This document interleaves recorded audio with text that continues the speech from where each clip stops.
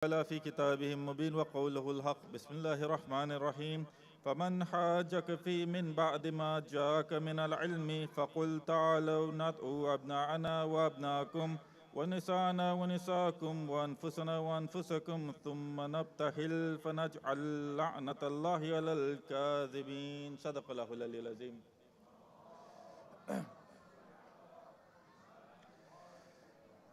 Dear brothers and sisters, Assalamu alaikum wa rahmatullahi wa barakatuh. As you're all aware, we are celebrating Eid al-Mubahila.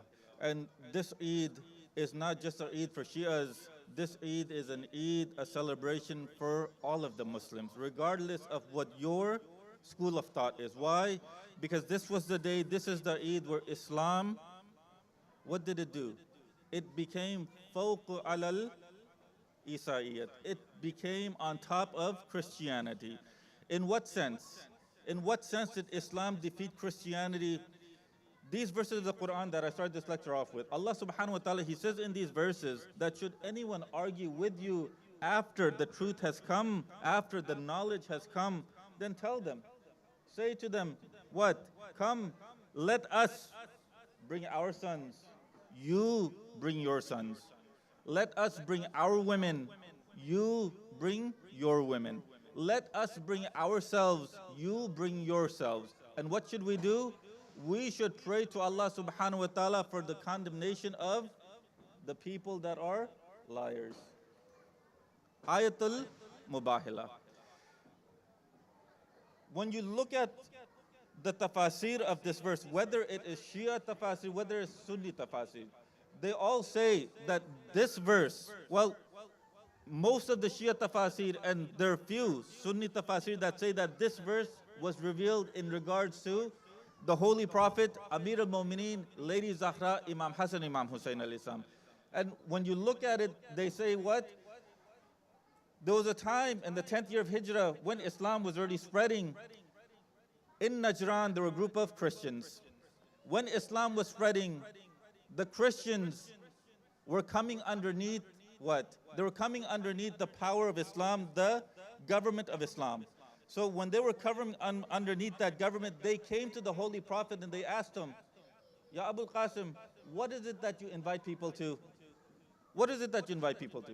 The Holy Prophet, he tells them that I invite people to believe in one God. I invite people to believe in that I am the messenger of Allah subhanahu wa ta'ala, the same way as Jesus Christ was a messenger of Allah subhanahu wa ta'ala. That's what I invite people to. They did not believe in the Holy Prophet's messengership. That was what this whole debate was about. This verse of the Quran goes hand in hand with one of the other verses of the Quran which Allah subhanahu wa ta'ala has commanded people to do. In Surah Al-Tawbah, verse number 119, Allah subhanahu wa ta'ala says, what? O you who believe, have fear of Allah subhanahu wa ta'ala. Uttaqullah wa kunu ma'as sadiqeen. Have fear of Allah subhanahu wa ta'ala and be with the truthful. Ayatul Mubahila, what is it saying? The end, it says that may the curse of Allah subhanahu wa ta'ala be on who? The Kazibin. The end of Ayatul Mubahila, it says that may the curse of Allah subhanahu wa ta'ala, let us curse those people that are Kazibin. Allah subhanahu wa ta'ala is telling the believers in Surah Al-Tawbah to be with the truthful. In Mubahila, what happened? As soon as the Christians, they see the Holy Prophet come out with Lady Fatima, Amir al-Mu'mineen, Hassan and Hussein, what does the monk of the Christians say? He looks at all the other Christians and he says to them, look, these personalities that I see coming towards us, I see the illumination on their face, and it tells me what? It tells me that if these personalities were to tell the mountains to move from their place, they would definitely move. Sallallahu ala Muhammad wa ala Muhammad.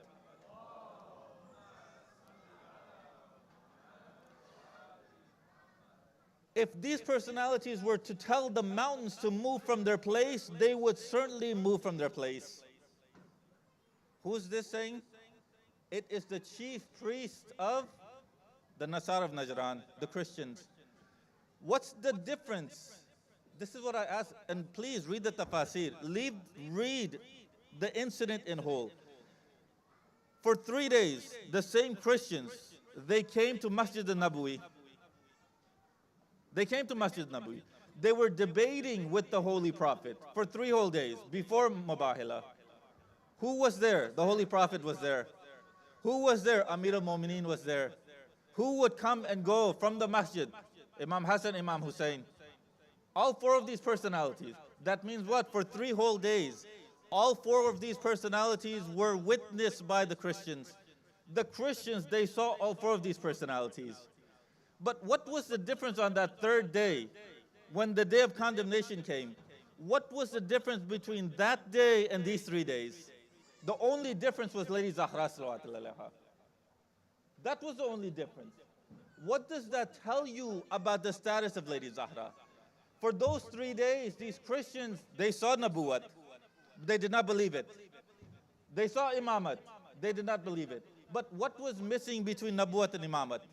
That connection that is Lady Zahra between Nabuwat and Imamat was missing in those 3 days. Now, when these 5 personalities have come, the Holy Prophet in the front, Imam Hassan in his lap, Imam Hussein in his hands, Lady Zahra in the middle, Amir al-Mu'mineen at the end. Now what's happened? The connection between Nabuwat and Imamat has been complete through Lady Zahra salawatullah alaiha. And because they see these families, these 5 people, what does that Christian say? I see these personalities, if they were to tell the mountains to move from their place, they would certainly move.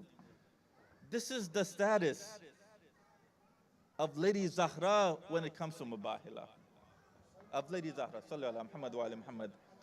Allahumma salli ala Muhammadin wa ala Muhammad. But before you even get to Mubahila, there are different stages that you go through before you get to Mubahila. Mubahila is the last stage that you get to. Before Mubahila, there's Munazara, which is debating. Before Munazara, there's Mubahisa, which is what? Just speaking to each other. Just speaking to each other. Mubahisa, having a discussion. Munazara, having a debate. Mubahila comes at the end. Mubahila will only come when the first 2 avenues have been exhausted, and this is the only one left. That's when Mubahila will come.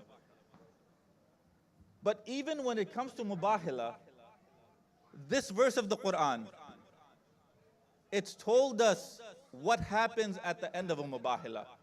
At the end of a Mubahila, the lanat of Allah subhanahu wa ta'ala is on those people that are liars. And what does it mean by la'an?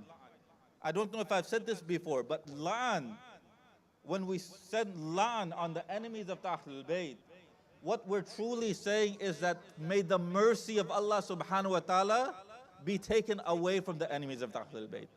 That's what la'an truly means.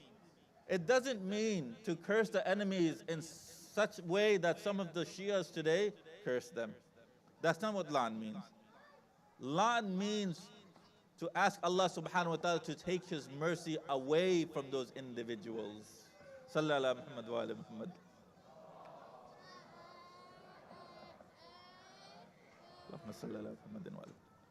That's what la'an means. But what's happened today, some of the Shias, they don't understand what true la'an is. And what do? They curse those enemies in a way that the Ahlul Bayt alayhim salam did not curse them. No, it's fine. It's fine, please. They curse the enemies of the Ahlul Bayt in a way that the Ahlul Bayt never cursed them. If you want to know how the Ahlul Bayt curse their enemies, read Zarat al-Ashura. When you send the la'an on the first, on the second, on the third, who are you sending la'an on? We all know. But there's a reason the Imams have not given their names. There's a reason. That is what we need to follow. If the Imams have sent la'nat on someone, an individual, without naming them, then we sent la'nat on them without naming them. But if the Imams have sent la'nat on an individual with their name, then that means that we can also send that la'an with their name. Why? We follow what? Not our whims, not our desires. We follow the footsteps of the Ahlul Bayt alayhim salam. If in that ziyarat the Imam has used someone's name and sent lanat on them, then it becomes permissible for us to use that name and send that same lanat. If the Imam has hidden some of the names, then it becomes necessary for us to hide those names. That's how you do lan. This verse of the Quran, who is the lan being on? The nuzul of the lan would be on who? The kazibin, the liars. The fact that those Christians did not want condemnation, it tells you what? It tells you that truth was with the Holy Prophet and with these 5 personalities that came out. Why? Because if truth was with the Christians, then the Christians would definitely have accepted Mubahilah. The fact that they told the Holy Prophet, Ya Abul Qasim, please excuse us from this event. Please excuse us. We don't want any condemnation. It tells you what? It tells you that these 5 personalities were with the truth. 1, 2. The end of the verse says that may the la'an of Allah subhanahu wa ta'ala be on the kazibin, the liars. So that means that the people that the Holy Prophet comes out with, none of them can be considered to be liars. None of them.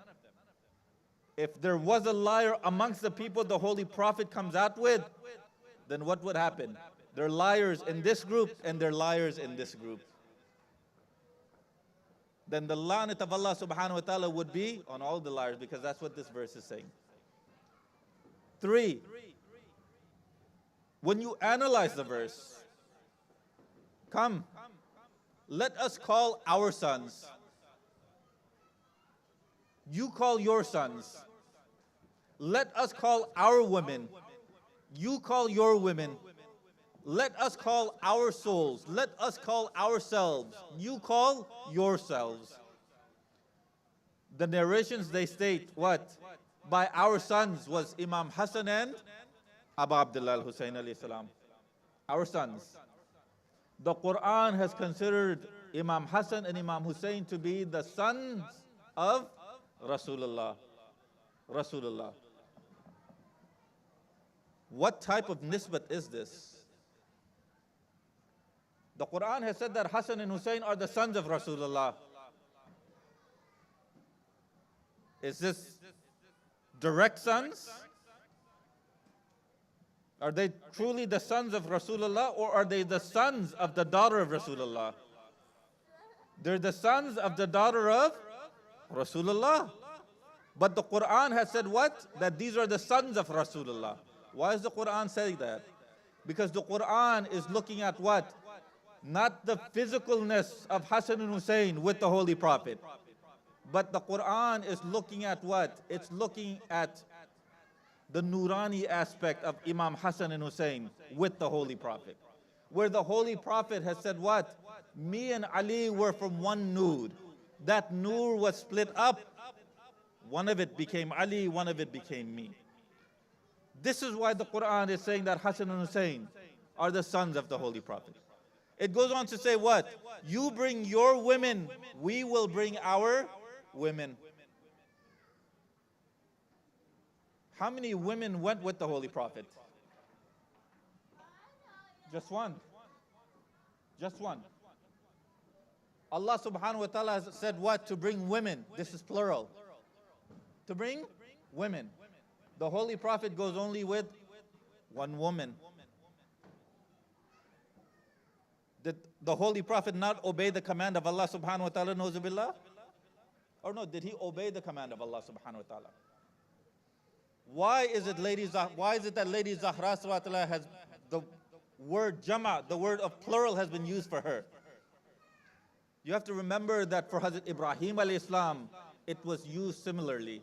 Where Allah subhanahu wa ta'ala says what about Hazrat Ibrahim? That Hazrat Ibrahim kana ummat. That Hazrat Ibrahim is himself just one person, but he himself is an ummah. He himself is a whole community. What does it mean that he's a community? They asked Imam Raza alayhi salam, what does it mean that Hazrat Ibrahim was the whole community? Imam Raza alayhi salam, he says what to Mamun? He says that what Allah subhanahu wa ta'ala means by this is that the belief that Hazrat Ibrahim had, that he had at that time, no one was at that same level of belief.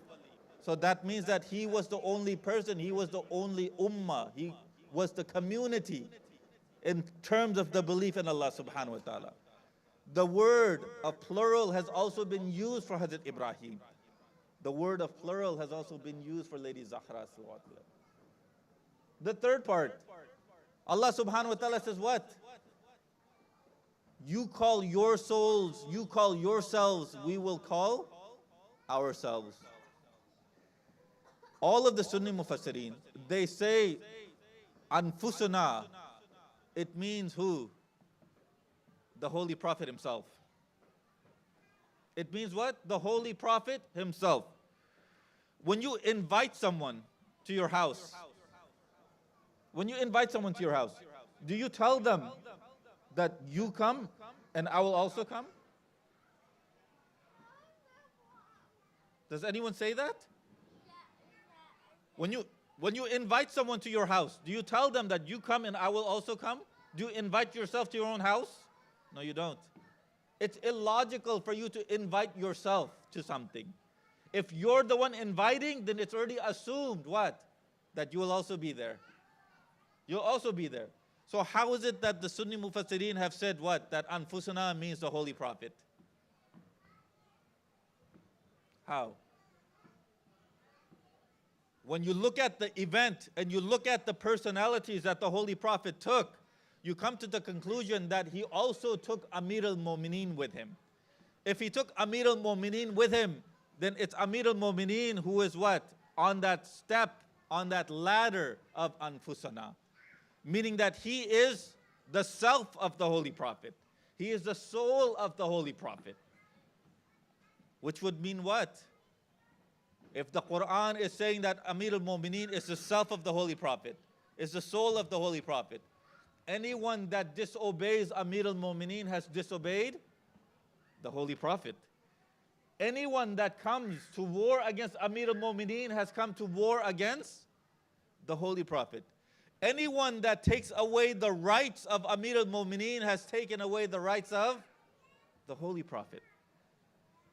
That's what this word Anfusana entails. And this was the reason Eid al-Ghadir, what does the Holy Prophet say? Who has more authority over yourselves than you do? And what do they say? They say the Holy Prophet and Allah subhanahu wa ta'ala. This is the verse, keeping this verse in mind where Amir al-Mu'mineen is the nafs of Rasulullah, the Holy Prophet then says, Man kunta mawla fahaza aliyun mawla. Whose ever Mawla I was, then this Ali who is my nafs is also their Mawla, their master. This day of Mubahila, this was not a day where just we Shias had a victory. This was a day when Islam had a victory, like I said in the beginning. Islam had victory. But that victory was achieved by those personalities that we Shias hold on to. Why do we Shias hold on to those personalities? It's because in this event, they were the ones that came out to be the truthful. Allah subhanahu wa ta'ala says in Surah Al-Tawbah, O you who believe, O you who believe, not O people, no. O you who believe, have fear of Allah subhanahu wa ta'ala. Have fear of Allah subhanahu wa ta'ala and be with the truthful. And because they proved themselves to be the truthful, we're with the Ahlul Bayt alayhim salam. Because they proved themselves to be truthful. I know I don't have much time, but just one advice to everyone. The month of Muharram is coming. The month of Muharram is coming. And this is the month, these are the days that we remember Abu Abdullah al-Hussein alayhi salam. And I say this everywhere I go, that the lectures that you attend if you do not practice the lessons that you get from those lectures, then those lectures end up becoming useless. They end up becoming useless. To you practically, yes, you got the sawab, you got the reward for being in the majalis of Abu Abdullah al-Husayn alayhi salam. But all of our objective is to put into practice what we learn from these lectures. Put into practice what we learn about the Ahlul Bayt alayhim salam. In the month of Muharram, we're going to go over, whichever speaker comes, whoever comes, they were going to go over what? The calamity that happened to Abu Abdullah al-Husayn alayhi salam. They're going to go over that calamity. And you always need to keep in mind, whatever calamities come in your life, those calamities will be nothing compared to the calamities that befell Abu Abdullah al-Husayn alayhi salam. For the sisters, whatever comes your way, you have to remember what Lady Zainab salawatullah anha saw, and still, when she was questioned, she says, "Ma ra'aytu illa jamila." After seeing everything, she says, in that time period, I saw nothing but the beauty of Allah subhanahu wa ta'ala.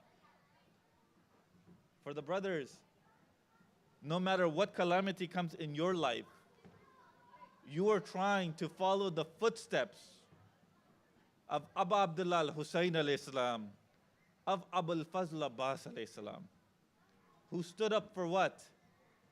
Who stood up for injustice that was happening. Abu al-Fazl Abbas alayhi salam, injustice that was happening towards the Imam of the time. Abu Abdullah al-Husayn alayhi salam, injustice that was happening to humanity itself. The men, they have their own role. The women, they have their role. Just keep that in mind in this next month of Muharram. Because everything that is happening in the world, it's in front of us. It's in front of us. The women, they have a role. The men, they have a role. And I pray to Allah subhanahu wa ta'ala that in this month of Muharram, all of us understand at a deeper meaning what our individual role is. I pray to Allah subhanahu wa ta'ala that He hastens the reappearance of Imam Zaman alayhi salam, that He allows us to sacrifice our life for the cause of Imam Zaman alayhi salam, for whatever Imam Zaman alayhi salam stands for. Walhamdulillahi Rabbil Alameen. Please, brothers and sisters, recite Surah Fatiha for your marhumin and for the marhumin of all of those individuals that do not have anyone to recite Surah Fatiha on their behalf. Bismillah ar-Rahman ar-Rahim.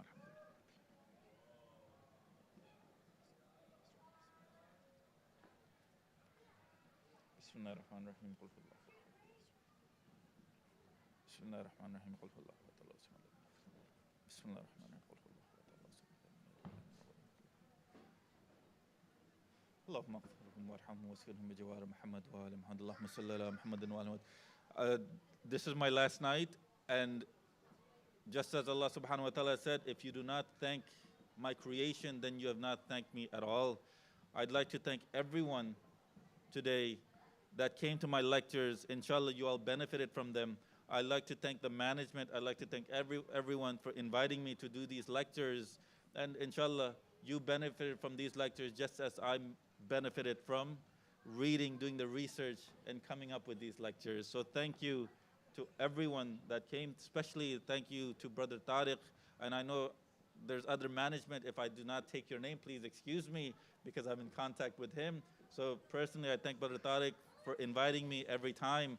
And inshallah, as long as I live, I went to Najaf, came back to serve the community. As long as I live, if the community needs me and I'm not busy, I'm not anywhere, I will definitely be here.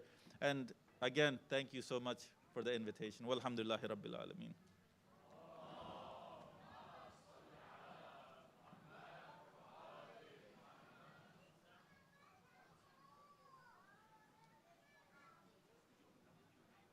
You want me to open up Q&A? Q&A?